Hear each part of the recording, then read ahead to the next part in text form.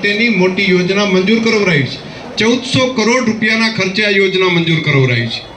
અને હું તમને બધાને ભરોસો આપું છું, માત્ર 1.5 થી 2 વર્ષના સમયગાળામાં આ વિસ્તારના જે સૂકા તળાવો છે ને એ નર્મદાના પાણીથી ભરી દેવા માટેની જવાબદારી મારી છે। મારે આ કામ કરવું છે। જે ગામોની અંદર અત્યારે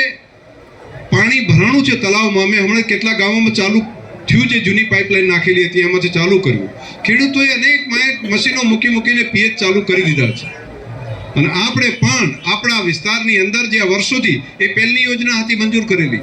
એની અંદર જ નવું એક્સટેન્શન કરીને એ પડ્યું હતું, એ પડેલા કામને પૂરું કરીને તે તળાવ ભરવાનું ચાલુ કરી દીધું છે। આખો વિસ્તાર એક પણ ગામ બાકી નહીં રાખવું, એક પણ ગામની અંદર જેમાં પાણી ના પહોંચે સર્વે કરવાનું કામ તમારે ખેડૂતો નક્કી કરીને મને આપે કે આટલા તળાવ અમારે કરાવવા છે। હું 4-5 દિવસમાં એની આખી યોજના જે ડ્રાફ્ટ તૈયાર થયું છે, ક્યાંથી પાઇપલાઇન નીકળશે, કયા ગામોમાંથી નીકળશે, એની માહિતી પણ તમારા બધા પાસે અઠવાડિયામાં પહોંચી જાય એવી વ્યવસ્થા હું કરાવડાવું છું અને આ કામને એ પ્રમાણે તૈયાર કરવા છે કે આખો વિસ્તાર વર્ષો સુધી યાદ રાખે કે આ કામ કોઈ અમે જેને ચૂંટીને મૂક્યા હતા એ જનપ્રતિનિધિએ મહેનત કરી અને રાજ્ય અને કેન્દ્ર સરકાર બેની પાસેથી પૈસા લાવીને વ્યવસ્થા પૂરી કરાવી।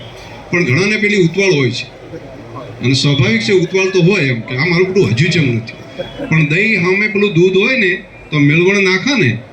તો એ રાત માલી ઉપર રાખવું પડે ને પછી હવારમાં પાકે હો, પછી રાતે ઉઠીને છીબું ઉખાડતો પાચ્યું જ નહીં, દહીં થયું નહીં, દહીં જામ્યું કે નહીં, તો એ હવાર ઉઠી ના જામે। એટલે એના માટે એટલો સમય તો આપવા દેવો પડે। તમે 40 વર્ષ જો રાહ જોઈ હોય તો હું તો તમને કહું છું કે માત્ર 2 વર્ષના સમયગાળો કહું છું તમને, અને 2 વર્ષની અંદર ના હોય પછી તમે મને પૂછજો